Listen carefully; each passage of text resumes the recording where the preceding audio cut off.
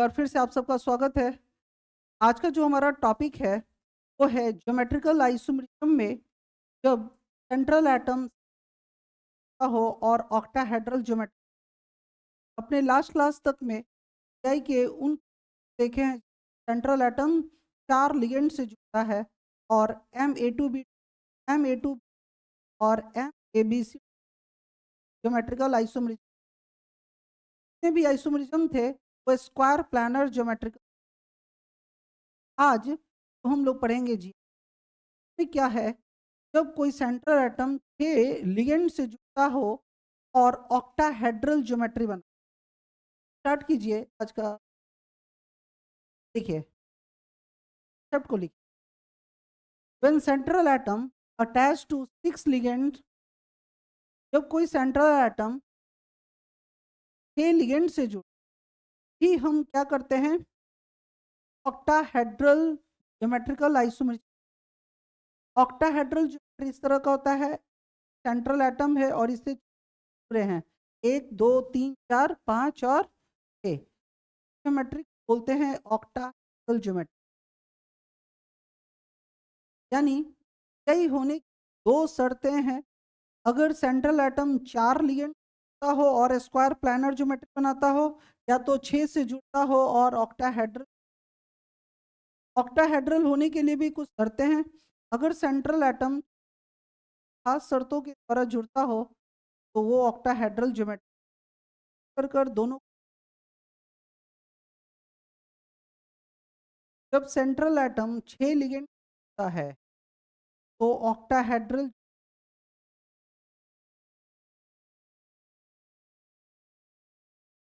Next, यही होने के लिए यही में ऑक्टाहेड्रल होने के लिए दो शर्तें हैं।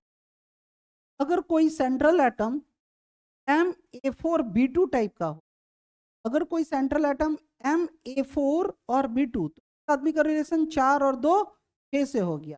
सर सब कोई अगर M कोई सेंट्रल एटम है और वो किस तरह का रिलेशन रखता हो MA4 टाइप का, तो ऑक्टाहेड्रल होने के लिए जो पहला शर्त है MA2। अब सुनिए इधर, ऑक्टाहेड्रल में भी सिस और ट्रांस होता है, ठीक है ना। तो स्क्वायर प्लानर में सिस और ट्रांस का मतलब होता था कि अगर डायगोनली अपोजिट साइड सेम वाला हो तो ट्रांस, और की दिशा में सिमिलर वाला हो तो सिस। लेकिन ऑक्टाहेड्रल के केस में देखो और ट्रांस कैसे पहचान। ये देखो,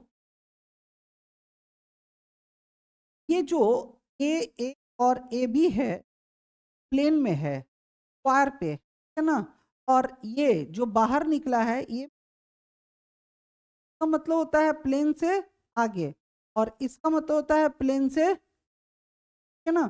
यानी इसको एक्सियल अरेंजमेंट। ऑक्टाहेड्रल में दो प्लेन होता है, प्लानर मतलब दो प्लानर मतलब प्लेन में, और जो ऐसे है ना ये ऊपर, और ये उसका मतलब है ऐसे, का मतलब प्लेन से बाहर और प्लेन से एक्सियल अरेंजमेंट। एक्सिस जो एटम हो और दोनों एटम डिफरेंट हो, वर्टिकल अरेंजमेंट समझता है ना ऐसे। वर्टिकल अरेंजमेंट पे अगर दोनों डिफरेंट एटम हो तो ये सिस हो। अगर वर्टिकल अरेंजमेंट पे दो कैसा हो सिमिलर, ये कैसा होगा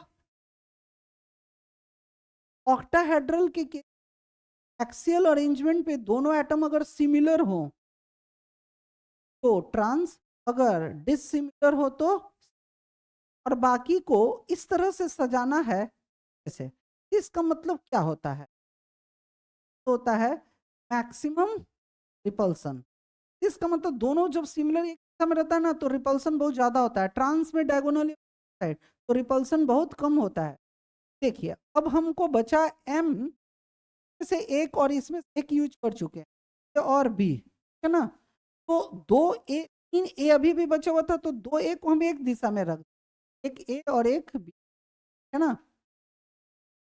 अब हमको ट्रांस बनाना है। ट्रांस में क्या करते हैं, सिमिलर वाला को डायगोनली अपोजिट साइड, तो इधर कर दिया। इधर देखो यहाँ पे ऐसे, और एक ए इधर कर दिया। दो बी था तो ऊपर नीचे यूज हो गया, दो ए को इधर और दो ए को, अगर बहुत कुछ समझ में नहीं आता तो एक याद रखो, अगर तुमको सिस बनाना तो एक्सियल अरेंजमेंट पे दोनों डिफरेंट रखो, बाकी को करो। सिस बना रहे हो तो पोल्शन पे, और अगर ट्रांस बना रहे हो तो अरेंजमेंट पे दो, और जो बाकी 4 एटम होगा कोशिश करना है मिनिमम रिपल्शन, मतलब डायगोनली अपोजिट रख। तो एक एग्जांपल है NH4Cl2, है ना, यहाँ पे कोबाल्ट आ गया, एक Cl ऊपर है तो एक अलग अलग दिया है, और बाकी को अलग अलग जगह पे, है ना। क्या किया है, दोनों वाला को एक डाला है, बाकी को अलग पार प्लान, तो 4 को हमको नीचे देना है प्लेन पे और 2 को एक्सिस। तो अगर सिमिलर होगा तो डिसिमिलर होता है तो ये है ऑक्टाहेड्रल ज्योमेट्री।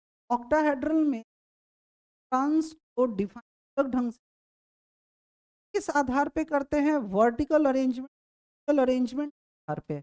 एक्सियल अरेंजमेंट पे दोनों डिसिमिलर एटम हो तो और सिमिलर हो तो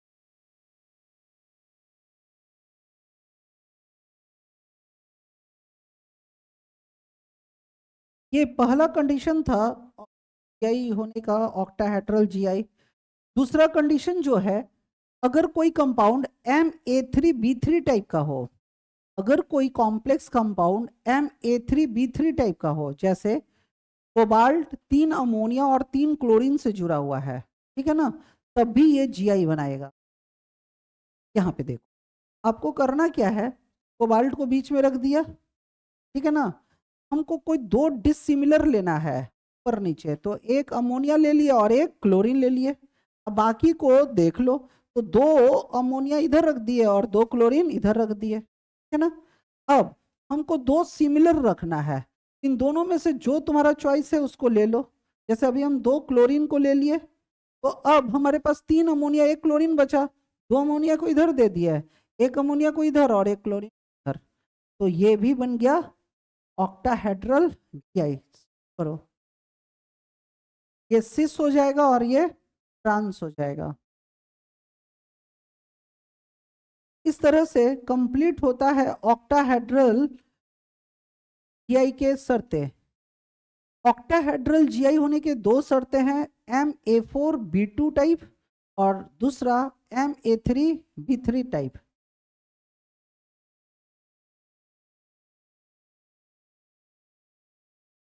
जीआई के टोटल कंडीशंस, जब कोई सेंट्रल एटम या तो 4 से रिलेशन बनाता हो या तो 6 से बनाता हो। 4 से बनाने का शर्तें हैं Ma2B2, Ma2BC और MABCD। एक और भी है जो बहुत ही स्पेशल कंडीशन में यूज करते हैं, जब central atom unsymmetrical bidentate ligand से जुड़ता हो। All these are the conditions for square planar geometry. अब ऑक्टाहेड्रल होने के लिए 2 शर्तें हैं, Ma4B2 टाइप और दूसरा Ma3, ठीक है ना। और इसमें क्या बनाता है ऑक्टाहेड्रल, सबको क्लियर है। अगला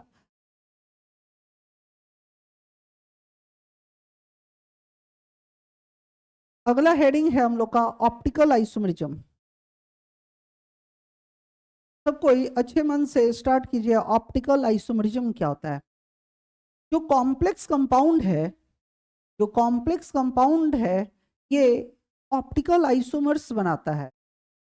ऑप्टिकल आइसोमर्स का मतलब होता है कि अगर सेंट्रल एटम लिगेंड से जुड़ता हो कम से कम 6 से और ऑक्टाहेड्रल ज्योमेट्री बनाता हो कुछ इस तरह कि जो इसका मिरर इमेज है वो नॉन सुपर इम्पोजिबल हो।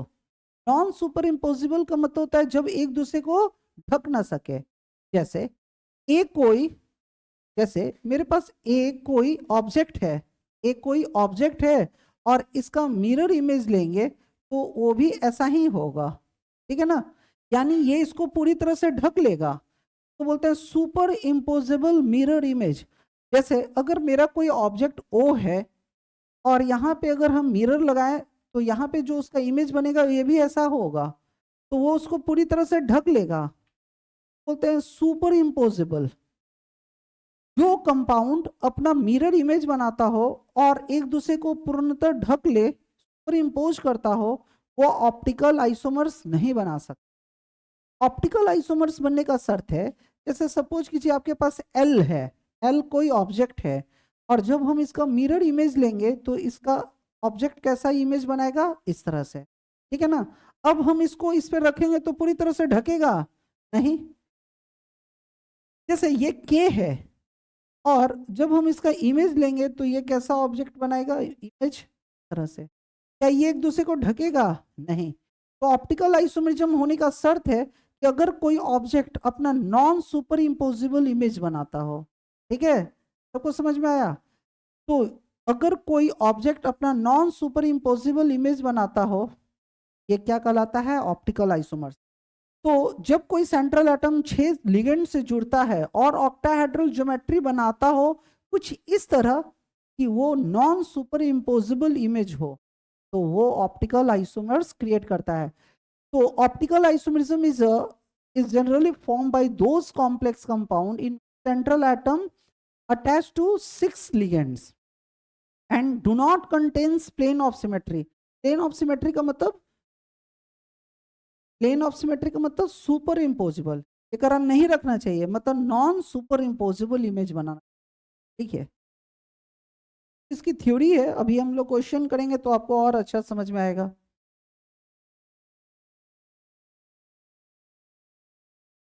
जो प्लेन ऑफ सिमेट्री रखता है इसका मतलब सुपर इम्पोजिबल, जो नहीं रखता है मतलब non super imposable image. Optical isomerism का जो सबसे पहला शर्त है, ऑप्टिकल आइसोमरिज्म का जो सबसे पहला शर्त है वो है Ma2B2C2 टाइप। आप ध्यान से लिखिए यहाँ पे, ऑप्टिकल आइसोमरिज्म का जो सबसे पहला कंडीशन है Ma2B2C2 और प्लस माइनस n होना चाहिए। अगर कोई सेंट्रल एटम 6 से रिलेशन रखता हो, अगर कोई सेंट्रल एटम 6 से रिलेशन रखता हो, अगर आपको ये स्लाइड अच्छा नहीं दिख रहा है तो यहां देख सकते हैं आप सभी के लिए, अगर कोई सेंट्रल एटम 6 से रिलेशन रखता हो Ma2B2C2, जो ऑप्टिकल आइसोमर्स होते हैं ना जनरली आयंस क्रिएट करता है, तो ये आयंस के फॉर्म में है यहाँ, तो यहाँ पे प्लस n या माइनस n होना चाहिए, सही है। जैसे एक एग्जांपल है Pt Py2 इरिडियम बोलते हैं इसको, NH3 अमोनिया है, क्लोरीन है, ठीक है ना। तो Ma2B2C2 टाइप है और चार्ज कितना है, +2। अब आपको इसका ऑक्टाहेड्रल ज्योमेट्री बनाना है, तो अब मेरे साथ देखिए कैसे बनाते हैं। सबसे पहले Pt लिए और ऊपर और नीचे डिसिमिलर लिगेंड्स डाल दिए, तो मेरे पास कई ऑप्शन, जैसे आप भी बनाएंगे तो आपको जो मन करे कोई दो ले लो जो दोनों डिसिमिलर हो, ऊपर और नीचे। अब 4 पोजीशन बचा, किसको जहां देना है दे लो, ठीक है ना। तो ये क्या बन गया, सिस। तो हम एक पीवाई दे दिए थे और एक अमोनिया दे दिए थे, तो इसमें से एक बचा और एक इसमें से बचा, तो एक पीवाई यहां दे दिए, एक अमोनिया यहां दे दिए। अब 2 क्लोरीन बचा तो यहां दे।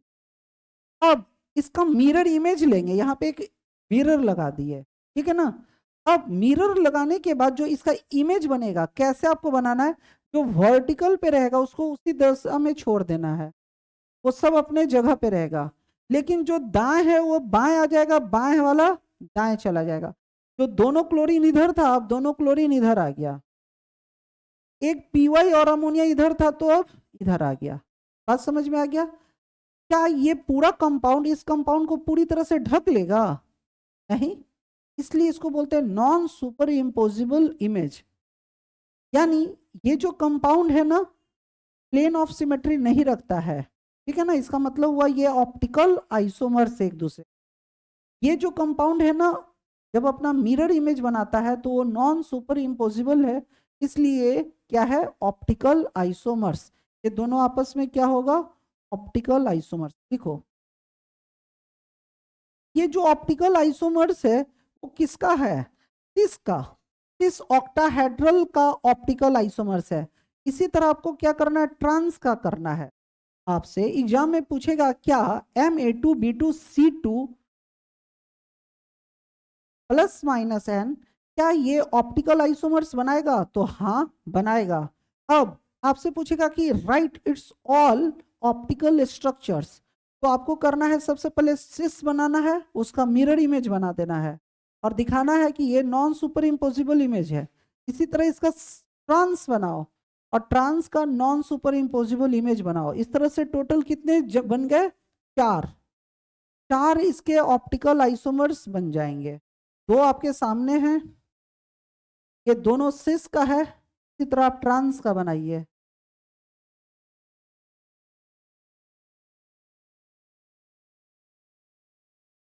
ट्रांस, नेक्स्ट इसका ट्रांस स्ट्रक्चर बनाइए। अब ट्रांस में क्या करना है आपको? ऊपर नीचे क्या करना है? सिमिलर देना है, तो दो का काम हो गया। दो दो जैसे देखो ये हम क्या किए हैं, ट्रांस में कोशिश कीजिए डायगोनली अपोजिट दे दीजिए, तो पी वाई डायगोनली अपोजिट और अमोनिया अमोनिया डायगोनली अपोजिट। अब जब इसका मिरर इमेज बनाएंगे तो जो वर्टिकल पोजीशन पे सब सेम रहेगा, जो दाएं था बाएं चला जाएगा और बाएं दाएं चला गया, ये इधर से उधर चला गया, ये इधर आ गया। इस तरह से Ma2B2C2 टोटल ऑप्टिकल आइसोमर्स कितना बना रहा है? चार। ये इसको जब इस पे डालेंगे ना तो पूरी तरह से सुपर इम्पोज नहीं कर पाएगा। ये इसको जब डालेंगे तो यहाँ पे NH3 है, यहाँ पे क्या है? Py। यहाँ पे Py है तो यहाँ पे NH3 है, एक दूसरे को सुपर इम्पोज नहीं कर पाएगा।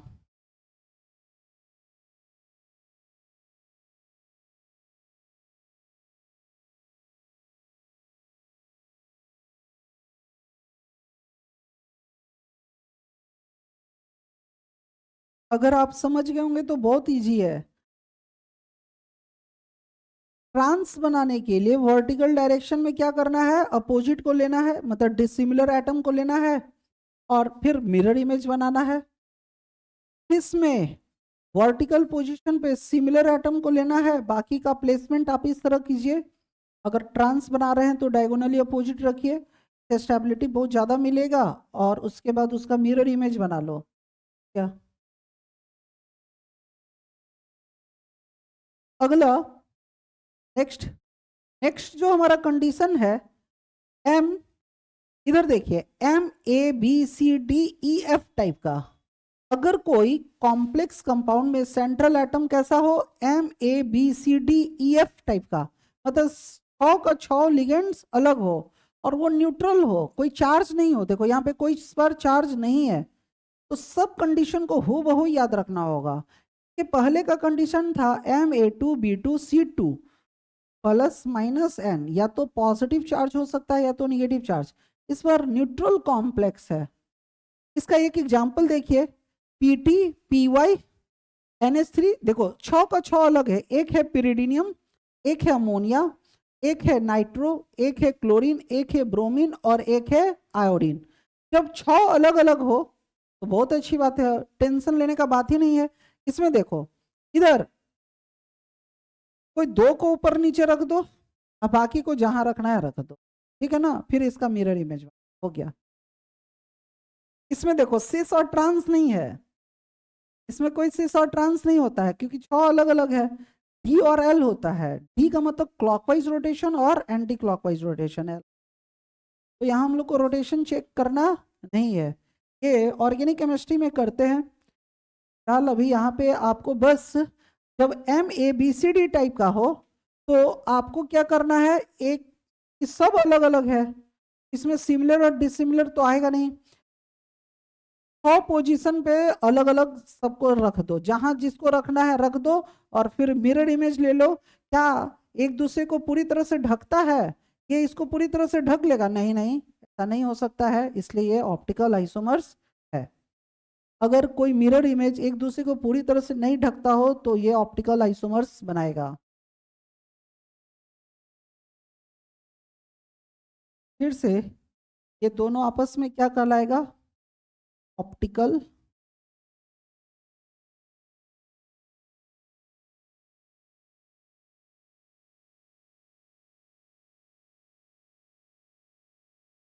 क्लास के अंत में ऑप्टिकल के सभी कंडीशंस आपसे पूछेंगे, करते हैं कि आप में से कोई जरूर बताएंगे। देखते हैं कि क्लास में किसका फोकस अच्छा है।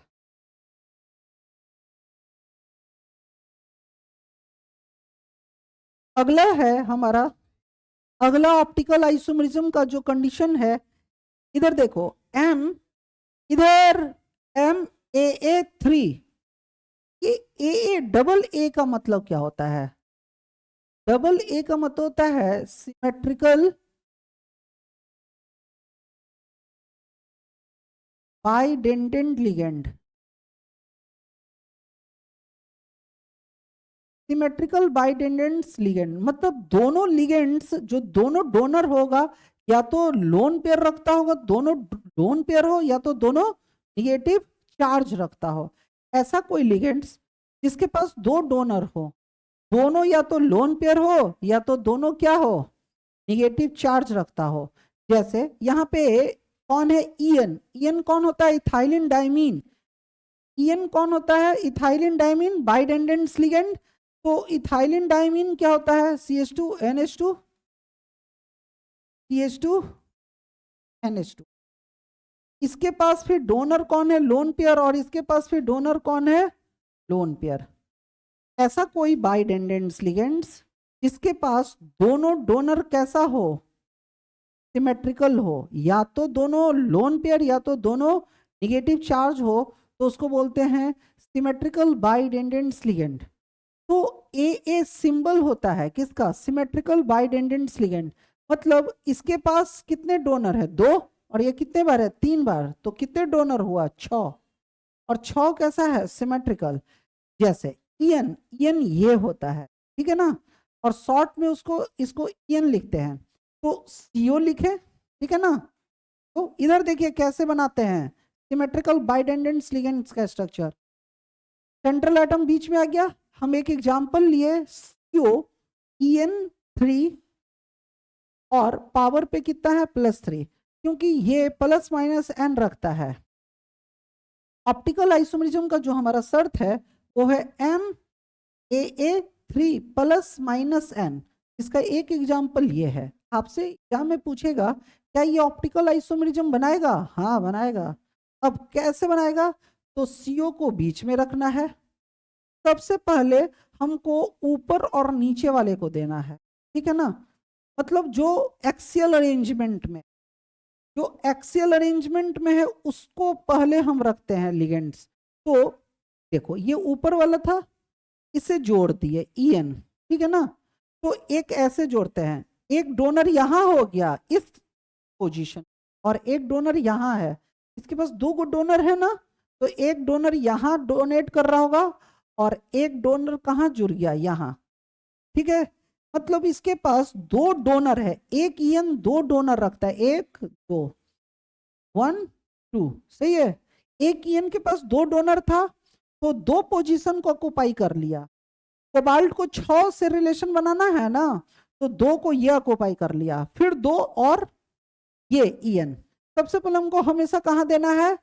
जो एक्सियल पोजीशन है। तो एक यहां, एक यहां, ठीक है ना। तो 1 2, ये EN भी 2 डोनर देगा, तो 1 2। एक EN कितना डोनर होता है? 2। एक EN 2 जगह पोजीशन घेरा, ये EN भी 2 जगह पोजीशन घेरा। उसके बाद सबसे पहले ऊपर देना है, फिर नीचे वाले को देना है डोनर, ठीक है। फिर दाएं देना है, बचेगा तो बाएं जाएंगे, अच्छा ना।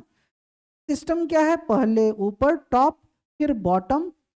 अगर बचता है तो पहले दाएं, फिर बचता है तो बाएं। समझ में आ गया? तो पहले हम यहां से शुरू किए, एक EN यहां जोड़े तो कोई 2 जगह घेरा, फिर एक EN दिए तो यहां 2 जगह घेरा, फिर अब इस आ गया तो एक EN दिए तो 2 जगह घेरा, 1 2। बेसिकली हम इस तरह सजाए हैं कि मेरा 6 पोजीशन ऑक्युपाई हो चुका है। एक कोबाल्ट को 6 से जुड़ना था, 1 2 3 4 5 6। एक EN 2 2 को घेरते गया, इस तरह टोटल कितने को ऑक्युपाई कर लिया? 6 से रिलेशन बना लिया। एक EN 2 से 2 4 और 2 6, इस तरह कोबाल्ट कितने से रिलेशन बना लिया? 6 से।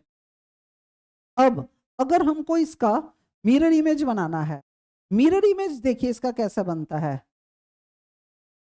जब इस तरह का स्ट्रक्चर हो, कोई बाइडेंडेंट्स लिगेंड आए, तो आपको करना क्या है ना, जो नीचे है ऊपर चला जाएगा, जो ऊपर है नीचे आ जाएगा, जो दाएं है बाएं और जो बाएं है दाएं, ठीक है ना। क्योंकि देखो इस बार, इसके पहले बार में ऐसे था, मतलब कोई नहीं था, एक ऊपर और एक नीचे, ठीक है ना।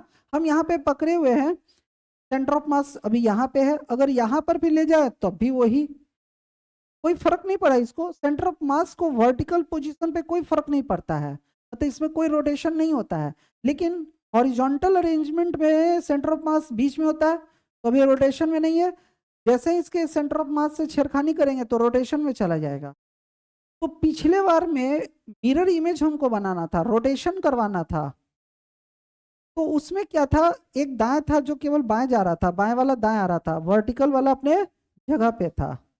और इस बार वर्टिकल वाला अकेले नहीं है, इसका मुंह किससे जुड़ा हुआ है, इस वाले पोजीशन से, और इसका इससे जुड़ा हुआ है, मतलब कंपाउंड इस दिशा में रोटेट करेगा।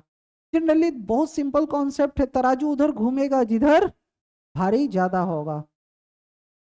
जब इस तरह का अरेंजमेंट आए बाइडेंडेंट लिगेंड्स, तो आपको करना है कि जो ऊपर है नीचे, नीचे वाला को ऊपर, जो दाएं है बाएं, बाएं है दाएं, मतलब सभी दिशा में रोटेशन होगा।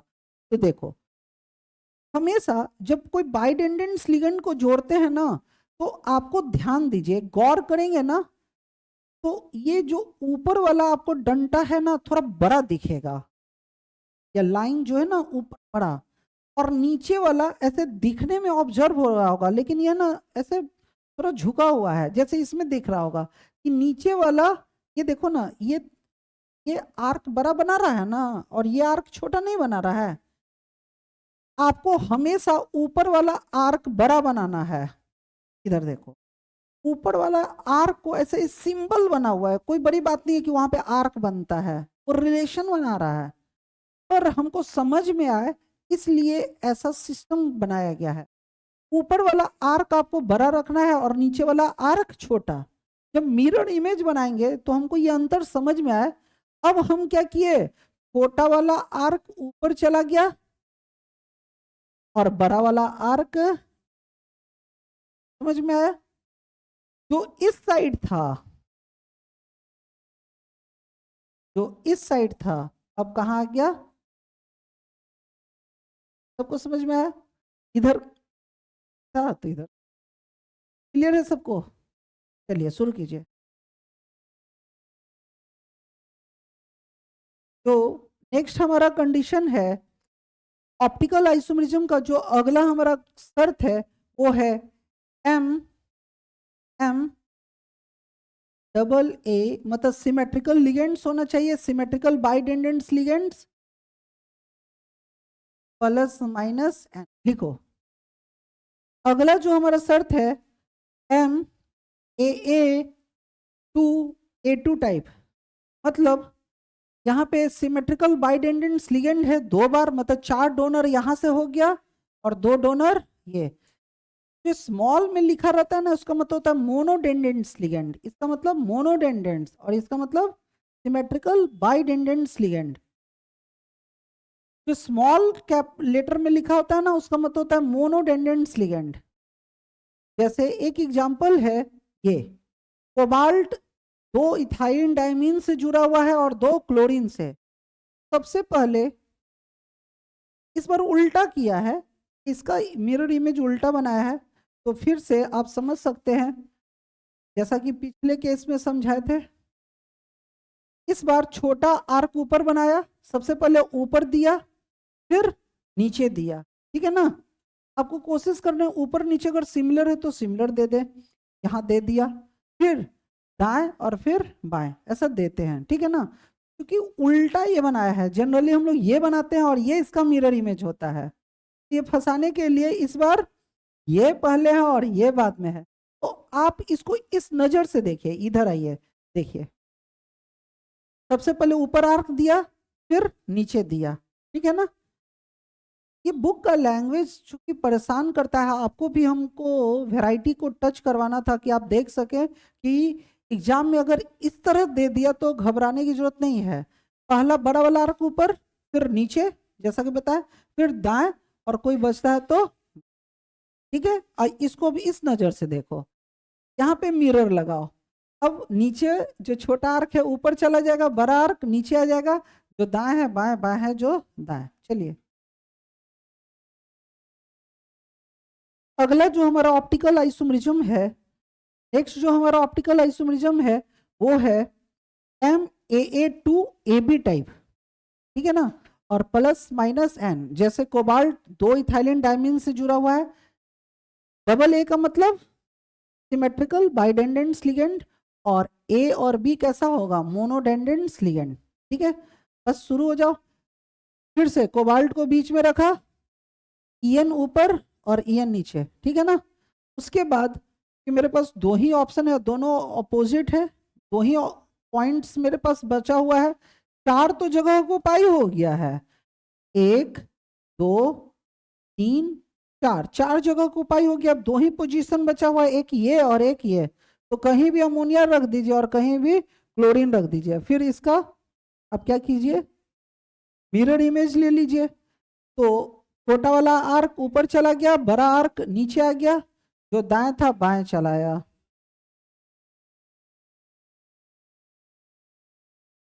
ध्यान से, यहाँ पे आप सोचेंगे कि सिस क्यों लिखा है, तो सिस लिखने का यहाँ पे जो रीजन है, यहाँ पे दोनों डोनर कौन है, नाइट्रोजन, इधर यहाँ पर भी दोनों डोनर कौन है, नाइट्रोजन, रिपल्शन होगा। अब कोई अगर NH3 यहाँ रखता, ठीक है ना, सपोज करो कोई NH3 यहाँ रखता और Cl नीचे रखता, ठीक है ना, तो चूंकि मेरे पास अभी 2 ही ऑप्शन है, तो हम कोशिश करते हैं ना कि रिपल्सन को ज्यादा से ज्यादा क्रिएट कर सके, क्योंकि यहाँ पे आर्क बढ़ने से डिस्टेंस बढ़ेगा तो रिपल्सन थोड़ा घटेगा।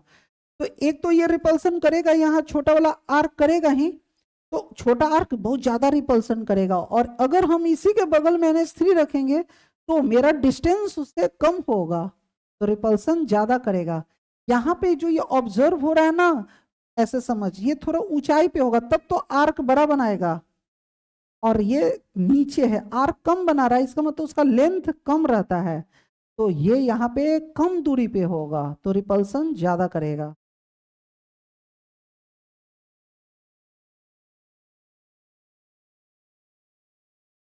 थोड़ा सा दिमाग को कंसंट्रेट कर कर समझो मेरी बात को। इसका मतलब क्या होता है, ज्यादा से ज्यादा रिपल्शन, ठीक है ना।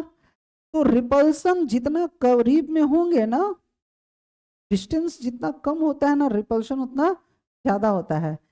यहाँ पे नाइट्रोजन देख, यहाँ पर भी कोई डोनर है जो नाइट्रोजन है, और ये नाइट्रोजन भी डोनर है, तो ये दोनों की डिस्टेंस बहुत करीब है, तो यहाँ पे रखने पे हमको ज्यादा फायदा होगा। हालांकि ये तुमसे इतना कोई कॉन्सेप्चुअली बातें करेगा नहीं, बस तुमको कंडीशंस पे ज्यादा फोकस करना है। कंडीशन क्या है, MAA2AB टाइप। नेक्स्ट जो हमारा कंडीशन है MAA3, मतलब सिमेट्रिकल बाइडेंडेंट्स लिगेंड कितने बार है, 3 बार, तो एक के पास कितने डोनर है, 2, तो 3 के पास 6। अब बाकी आप तो समझ ही चुके हैं कैसे आपको करना है। इसका एग्जाम्पल है क्रोमियम जो है ग्लाइसिनेटो से जुड़ा हुआ है, ग्लाइसिनेटो, यहाँ पे आप थोड़ा सा रुकिए, यहाँ पे ना एक मिस्टेक है, इसको सुधारना पड़ेगा। यहाँ पे ऐसे लिखिए, AB लिखिए, हाँ AB का मतलब होता है अनसिमेट्रिकल बाइडेंडेंट्स लिगेंड, क्योंकि GLY जो है ना एक अनसिमेट्रिकल बाइडेंडेंट्स लिगेंड होता है। देखो इसको, ये सब लिखने की जरूरत नहीं है, अगर आप चाहे तो ये बनाने के लिए दिया हुआ है।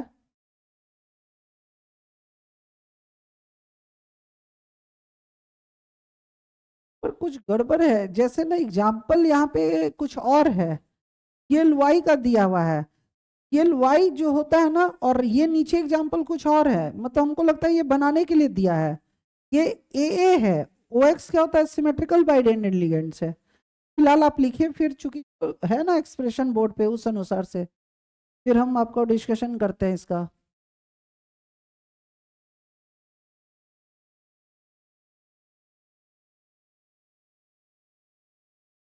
GLY ग्लाइसिनेटो एक अनसिमेट्रिकल बाइडेंडेंट्स लिगेंड होता है। एक इसका डोनर नाइट्रोजन होता है, लोन पेयर, और एक निगेटिव चार्ज है। जल्दी सा, ये हम लोग का लास्ट कंडीशन है ऑप्टिकल होने का। यहाँ पे जो शर्त है ये है MAB3, ठीक है ना? या तो ये शर्त होना चाहिए, ठीक है ना? जैसे क्रोमियम है और ग्लाइसिनेटो डिसिमिलर बाइडेंडेंट्स लिगेंड है, या MAA3 कीजिए, या तो सिमिलर फिरेगा तो भी होगा। अगर कोई सिमेट्रिकल बाइडेंडेंट्स लिगेंड 3 बार जुड़ता हो, या तो अनसिमेट्रिकल लिगेंड्स बाइडेंडेंट्स लिगेंड 3 बार जुड़ता हो। जैसे यहाँ पे एक इधर से देखिए, क्रोमियम पहले GLY ऊपर जुड़ा बड़े आर्क के साथ, फिर छोटे आर्क के साथ नीचे जुड़ा, फिर दाएं, ठीक है ना? और ये इसका मिरर इमेज है, जो नीचे चला गया छोटा वाला आर्क ऊपर, बड़ा आर्क नीचे, जो दाएं था बाएं।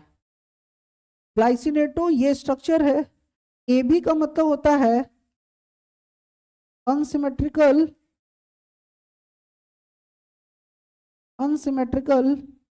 Bidentate ligands.